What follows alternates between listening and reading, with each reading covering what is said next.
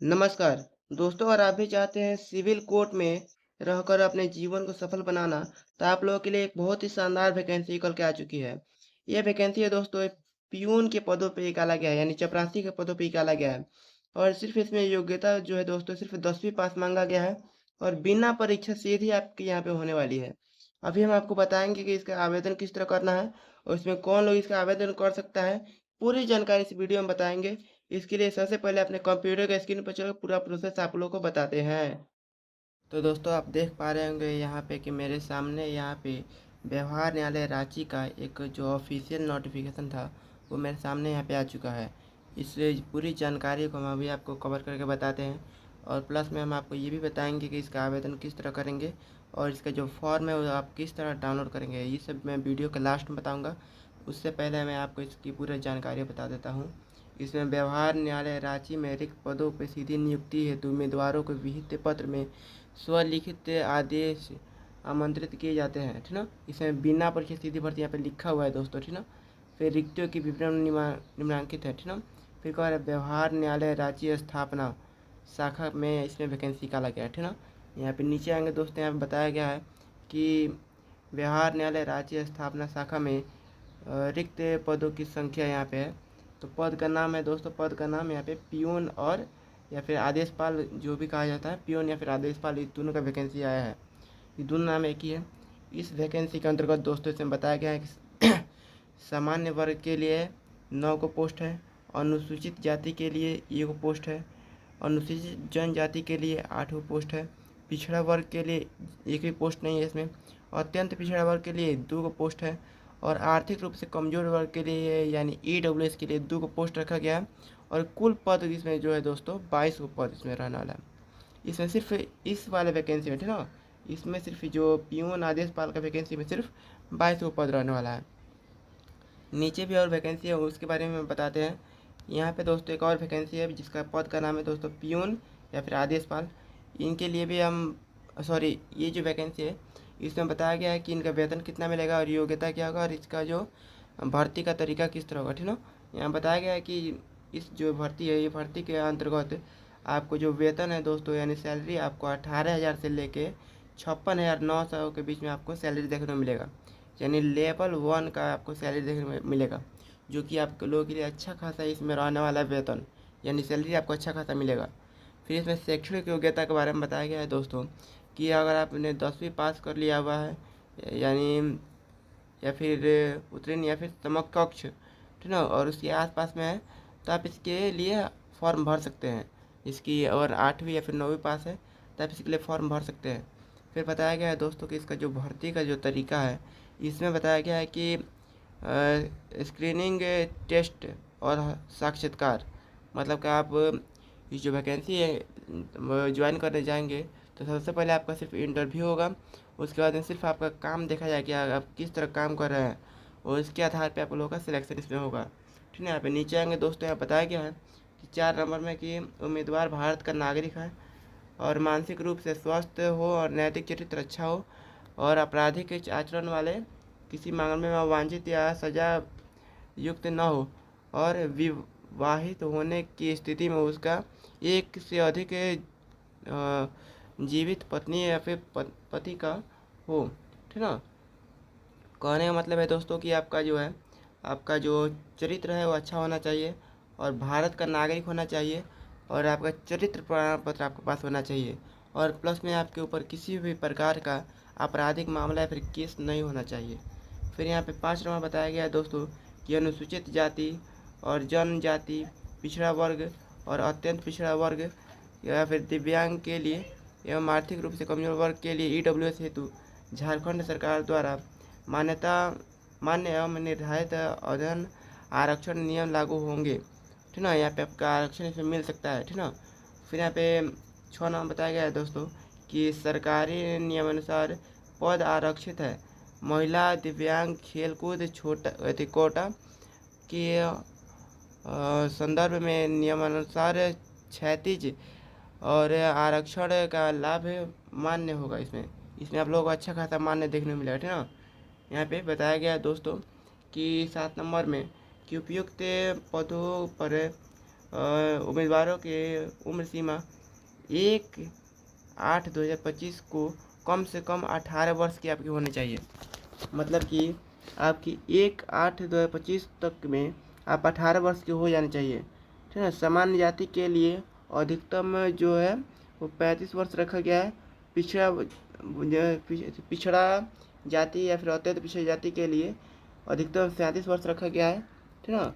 37 वर्ष रखा गया है। और यहाँ पे महिलाओं के लिए अधिकतम उम्र 38 वर्ष रखा गया है।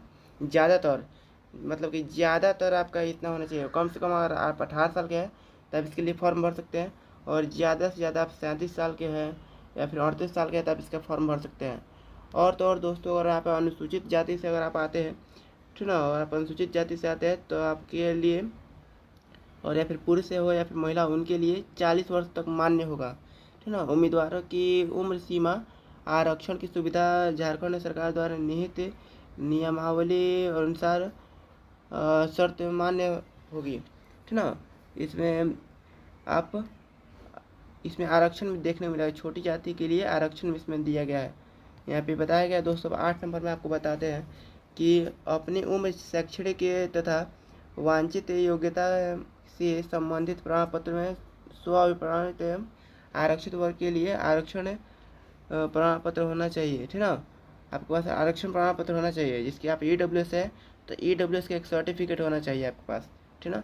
फिर यहाँ पे आ रहा है दोस्तों कि आपका जितने भी पढ़ाई किया, जैसे मान के चलिए आप मैट्रिक के आधार पे आप अपना अप्लाई करते हैं, तो मैट्रिक में आपने जिसका सर्टिफिकेट हो गया या फिर मार्कशीट हो गया, उसमें अपना जो भी अपना नाम लिखा होगा, ठीक ना, और उसमें जो भी अपना जाति लिखा होगा उसमें लिखा होना चाहिए, ठीक ना। यहाँ पे बताया गया 9 नंबर में उम्मीदवार अपना स्व अभिलिखित आवेदन पत्र, आवेदन प्रवेश पत्र यानी एडमिट कार्ड, और देवनागरी लिपि में मुख्यालय न्यायायुक्त व्यवहार न्यायालय रांची से संबंधित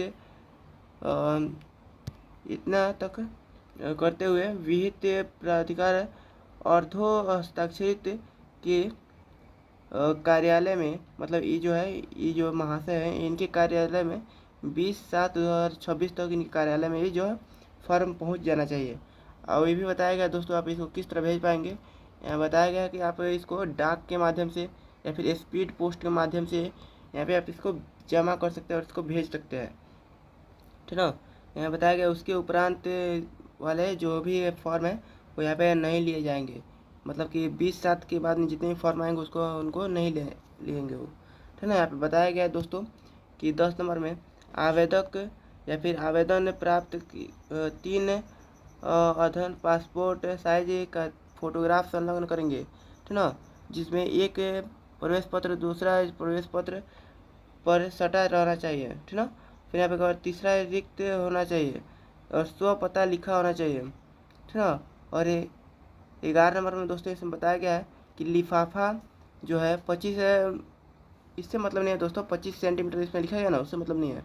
आपको एक लिफाफा लेना है, आप किसी भी दुकान पे जाके मांग लेंगे ना, जैसे कि शहर भी जितने बड़े बड़े शहर होते हैं उसमें प्रेस होता है, जो भी शादी का कार्ड और कुछ छपता है, उसमें आप जाके मांगेंगे कि एक लिफाफा दे दीजिए, उसमें दे देगा आपको 10 रुपये में, ठीक है। फिर कह रहा है कि इसका प्रवेश पत्र निर्गत करने हेतु जिस पर 40 रुपये का डाक टिकट सटा होना चाहिए, ठीक ना।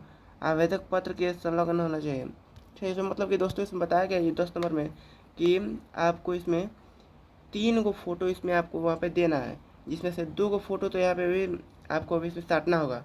आप जो फॉर्म भरेंगे उसमें 2 गो फोटो साटना होगा और 1 फोटो को अतिरिक्त उसमें रख देना होगा, ठीक ना। और आप जिस भी डाक के माध्यम से उसमें भेजेंगे, तो मान चलिए जो डाक वाला जो थी लिफाफा होगा, इसके ऊपर आप लोगों को पता होना चाहिए कि जो डाक घर का नहीं, डाक का जो है स्टिकर होता है जो कि 40 रुपये मिलता है, वो स्टिकर उस पर सटा होना चाहिए यहाँ पे, ठीक ना। और तो आप इसको भेज सकते हैं। फिर यहाँ बताया गया दोस्तों 11 में महत्वपूर्ण निर्देश में आवेदक पत्र के संपादन एवं ख के रूप में पृथक पन्नों में संलग्न करें। प्रारूप हिंदी में भरे स्व अभिलिखित हस्ताक्षरित आवेदन पत्र को स्व हस्ताक्षरित प्रति आवेदन पत्र साथ साथ संलग्न करें, ठीक है। इसे बताया गया है। और आप चाहते हैं दोस्तों कि इसका जो है इनके वेबसाइट पे जाना था। आप इनको वेबसाइट के यहाँ पे देख लीजिए, इसको वेबसाइट है इनका, ठीक ना। ये सब यहाँ अपना मन से पढ़ लीजिएगा, ठीक ना। यहाँ से आप लोगों इतनी सब जानकारी दे दिए। अब दोस्तों आपको बताते हैं कि इसका जो फॉर्म है किस तरह भरेंगे। फॉर्म भरने के लिए दोस्तों यहाँ पे देखिए, इसके नीचे बताया गया है आवेदन पत्र, ठीक ना। इसमें बताया गया विज्ञापन संख्या, इसमें लिखिएगा विज्ञापन संख्या कहाँ मिलेगा, सबसे ऊपर यहाँ पे आएंगे, इसी में सबसे ऊपर यहाँ पे आएंगे। यहाँ बताया गया है दोस्तों विज्ञापन संख्या यहाँ पे 1/26, ठीक ना। इसी को यहाँ पे लिखना है, ठीक ना। जिसके यहाँ पे आ गए तो आपको क्या करना है कि यहाँ पे उसी को लिखना है, ठीक ना, विज्ञापन संख्या। फिर कह रहा है आवेदक का नाम हिंदी में, यहाँ पे अपना आवेदन का नाम यहाँ पे हिंदी में लिखिएगा। फिर अपना नाम यहाँ पे इंग्लिश में लिखिएगा। फिर कह रहा है पिताजी का नाम, पिताजी का नाम लिखिएगा। फिर कह रहा है जन्म तिथि, अपना जन्म तिथि लिखिएगा। फिर कह रहा है कि प्रमाण पत्र की स्व अभिप्राय प्रति संलग्न करें, मतलब कि जन्म जो प्रमाण पत्र आप लगा रहे हैं, जन्म आपका जो जन्म हुआ है उसका एक प्रमाण पत्र होता है, इसके उसको कहा था जन्म प्रमाण पत्र, उसको इसमें फ़ोटोकॉपी करा के इसमें लगवाइएगा। और आपको नहीं बनाया, आपका अगर नहीं बनाया तो आप किसी भी दुकान पर जाके, ऑनलाइन की दुकान पर जाके उसको बनवा लीजिएगा। यहाँ पे आएंगे दोस्तों, यहाँ पे बताया गया है कि यहाँ पे कि 4 नंबर में कि दिनांक 1/8 से आपका आयु कितना हुआ है, ठीक है। 1/8/2025 में आपकी आयु कितनी हो चुकी है, यहाँ पे अपना पूरा आयु लिखिएगा यहाँ पे, ठीक है। फिर अपना अस्थायी पता और पिन कोड के साथ यहाँ पे इस सब लाइन में अपना पूरा जो है पता लिख के अपना पिन कोड के साथ इसमें लिखिएगा। फिर आप पत्राचार का पता, ठीक ना, यहाँ पे वो सब पता लिखिएगा जहाँ पे इस पत्र को आपको भेजना है, ठीक ना। जिसके हम अभी बताएंगे कहाँ पे इसको फॉर्म को भेजना है, ठीक ना। फिर कह रहे हैं यहाँ पे मोबाइल नंबर यदि हो तो, और नहीं है तो छोड़ दीजिएगा, लेकिन है तो इसमें लिख लीजिएगा, ठीक ना। और आपका सिलेक्शन होता है, आपको इसी नंबर पे फ़ोन करके आपको बताया जाएगा। फिर कह रहे हैं ईमेल आईडी, यहाँ पे ईमेल आईडी अगर है तो लिखिएगा, नहीं होगा तो इसमें कह रहा है छोड़ सकते हैं आप, ठीक ना। फिर राष्ट्रीयता, अब इंडिया से है तो इंडिया इसमें लिखिएगा। फिर शैक्षणिक एवं मानसिक योग्यता में बताना है, और प्रमाण पत्र संलग्न करें। शैक्षणिक योग्यता जिसकी मार्कशीट हो गया, मैट्रिक का मार्कशीट हो गया, ठीक ना। और ये सब अगर मैट्रिक के बाद में अगर आपने इंटर किया है या फिर स्नातक किया है या फिर कोई और डिग्री आपने किया है, उस सब को इसमें अगर आपके है तो बता सकते हैं, आपको बेनिफिट मिलेगा। यहाँ बताएंगे दोस्तों आपने शैक्षणिक योग्यता के बारे में 10 में पूछा जा रहा है कि मैट्रिक जो है इसे कौन से विद्यालय से आपने पास किया था, वो यहाँ पे लिखिएगा। फिर उत्तीर्ण होने का वर्ष, आप कौन सा वर्ष में, कौन से साल में यहाँ पे आप उत्तीर्ण हुए थे। फिर अंक प्रतिशत, आपको प्रतिशत में आप अपना अंक लिखना है, ठीक ना। और यहाँ पे अपना वर्ग श्रेणी, मतलब कौन सी जाति से, अपना जाति यहाँ पे लिखिएगा। और दोस्तों आपको यहाँ पे बता दें कि अगर आपको नहीं पता है कि इसका जो है अंक प्रतिशत में कैसे निकाला जाता है, वो भी बता दें कि अगर मान के चलिए कि किसी आदमी का 399 जो है नंबर है, ठीक ना, मैट्रिक या फिर इंटर में, ठीक ना, तो वहाँ पे लिखिएगा, ठीक ना। और यहाँ पे बता दें कि अगर आपने कौन से कितने विषय आपने लिए थे, जिसकी मान चलिए मैट्रिक में अगर आपने पढ़ाई किया था, मैट्रिक में आपका 399 नंबर, ठीक ना। और इसमें आपका कितना आएगा कि इसमें अगर 5 विषय का मैट्रिक में परीक्षा होता है तो 5 से इसमें भाग कर देंगे, ठीक ना। 5 से 399 में भाग करेंगे और जितना आएगा उतना हमारा प्रतिशत हो जाएगा, ठीक ना। ये सब तो हो गया। यहाँ पर उसी तरह बताएंगे दोस्तों कि आपने इंटर जो है कौन से विश्वविद्यालय से पास किया था, कौन से वर्ष में उत्तीर्ण हुए थे और उसका प्रतिशत कितना था, और यहाँ पे आप कौन से श्रेणी से, आप फिर से वहाँ पे लिखिएगा। और स्नातक किए थे उसी तरह फिर बताएंगे कि कौन से विद्यालय फिर महाविद्यालय से आप अपना स्नातक किया था, फिर कौन से वर्ष में आप उत्तीर्ण हुए थे और अंक प्रतिशत में किस तरह आएगा, ठीक ना, कहाँ पे जितना आएगा वहाँ पे लिखिएगा। फिर यहाँ पे अपने जाति लिखिएगा। और आप अगर आपने कोई और योग्यता प्राप्त किया वहाँ पे आप लिख सकते हैं, नहीं है तो छोड़ दीजिएगा, ठीक ना। और ये मान चलिए अगर आपने सिर्फ मैट्रिक किया है, सिर्फ और सिर्फ मैट्रिक इसमें किया है, और ये सब इंटर जो है दोस्तों अगर आपने नहीं किया, ना ही बीए किया है, तो आप सिर्फ मैट्रिक के इसमें जानकारी भर के इसको आप दे सकते हैं, ठीक है। फिर यहाँ पे दोस्तों यहाँ पे कह रहा है विशेष योग्यता यदि कोई हो तो, और नहीं है तो छोड़ दीजिए, ठीक ना। फिर यहाँ पे कह रहा है दोस्तों कि यहाँ पे अपना चिन्ह लगाए कि अपने कौन सी जाति से, ठीक ना, कि सामान्य वर्ग से है, कि ईबीसी से है, या फिर बीसी से है, या फिर आर औजार से है, या फिर आर्जर औजार से है, या फिर आर्थिक रूप से कमजोर वर्ग यानी ईडब्ल्यू से है। आप कहाँ से कौन है आप यहाँ पे लिख लीजिएगा। फिर यहाँ पे आएंगे दोस्तों, यहाँ बताया गया है कि लिंग, आप पुरुष है कि महिला, यहाँ पे लिख लीजिएगा। फिर यहाँ पे कह रहा है कि निःशक्त है हाँ या नहीं, तो मान लीजिए सब पूछ निःशक्त, मतलब आप बढ़िया है कि नहीं, आपका जो चरित्र बढ़िया है वो है कि नहीं है बढ़िया, ठीक ना।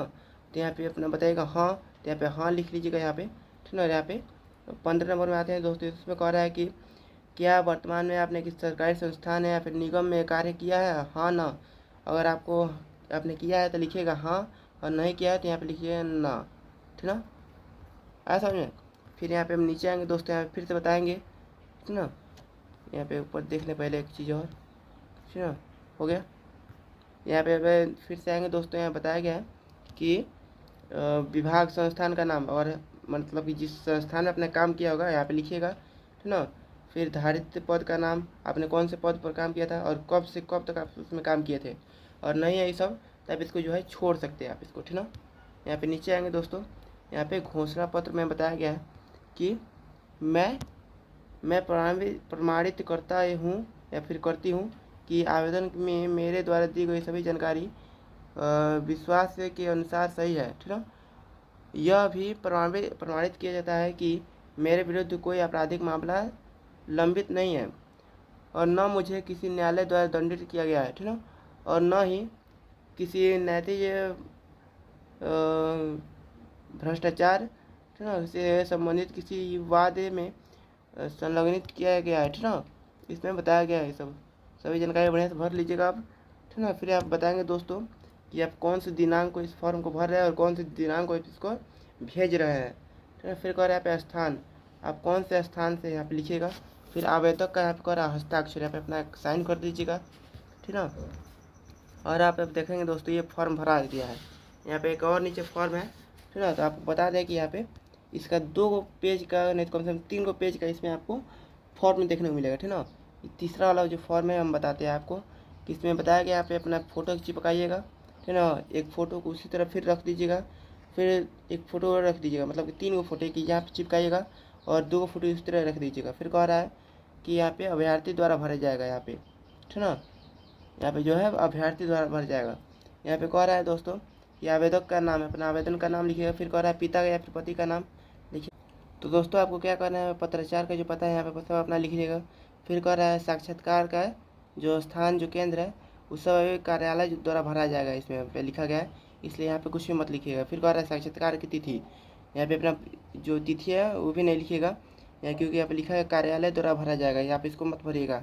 फिर यहाँ पे कह रहा है दिनांक, ठीक ना, यहाँ पे ये सब नहीं भरा जाएगा, ठीक ना। यहाँ पे नीचे कुछ भी नहीं भरा जाएगा यहाँ पे, ठीक ना। अब दोस्तों आपको बताते हैं कि इसका जो ये फॉर्म है, ये फॉर्म को आप किस तरह डाउनलोड कर पाएंगे, ठीक ना। उसके लिए दोस्तों सबसे पहले आपको क्या करना है कि अपना जो गूगल है वो गूगल को ओपन करना है, जिसकी मैं अभी आपको बताता हूँ। तो दोस्तों इसका जो फॉर्म है उसको डाउनलोड करने के लिए सबसे पहले आपको गूगल में आना है और यहाँ पर टाइप करना है DS हेल्पिंग फॉरएवर। ऐसे टाइप करने के बाद फर्स्ट वाली वेबसाइट के ऊपर आप लोग क्लिक कीजिएगा और उसके बाद यहाँ पे नीचे की तरफ आएंगे तो यहाँ पे सबसे पहले आपको क्या करना है, यहाँ पे ऊपर में एक सर्च बार दिखेगा, यहाँ पे आप लोग यहाँ पे इस तरह आप दिखा दे पहले। यहाँ पे आप देख पा रहे हैं यहाँ पे एक कोने में सर्च बॉक्स है, यहाँ पे इस बॉक्स के ऊपर आप क्लिक कीजिएगा और यहाँ पे आपको यहाँ पे टाइप करना है दोस्तों कि सिविल कोड, खाली इतना लिखिएगा, ठीक है, सिविल कोड, बस इतना लिख के जैसे सर्च करेंगे दोस्तों यहाँ पे तो आप देख पा रहे हैं इसका जो है नोटिफिकेशन इस तरह खुल के आ जाएगा, ठीक ना। और सबसे फर्स्ट वाले ऊपर में यहाँ पे दिखाएगा व्यवहार न्यायालय विज्ञापन संख्या इतना, ठीक ना। यहाँ पे इसके ऊपर हमें क्लिक कर देना है। जैसे क्लिक करेंगे दोस्तों आप देख पा रहे हैं इसका जो फॉर्म है सब खुल के आ गया मेरे सामने, इस तरह नीचे की तरफ आएंगे, आपको लोग बढ़िया से एक बार दिखा दें, देख पा रहे हैं दोस्तों इसका जो पूरा फॉर्म है खुल के आ गया।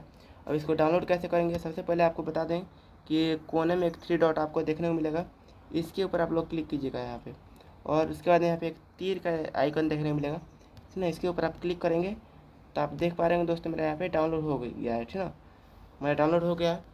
और इस तरह आप डाउनलोड करके अपना इसका फॉर्म भर सकते हैं। दोस्तों अगर आपको इस वीडियो अच्छा लगा तो प्लीज़ वीडियो को लाइक करके चैनल को सब्सक्राइब भी कर लीजिएगा, ताकि ऐसे ही इन्फॉर्मेटिव वीडियो आप तक हमेशा पहुँचती रहे। Thank you.